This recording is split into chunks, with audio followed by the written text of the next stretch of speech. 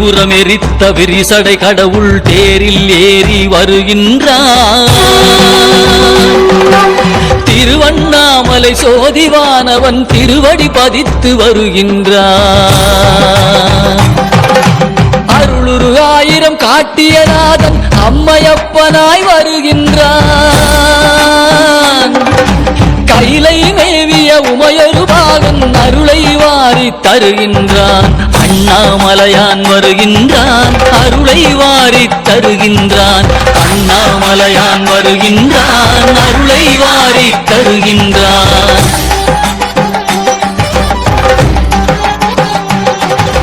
குருவாய் திருப்பெருந்துறையில் அருளிய கோலம்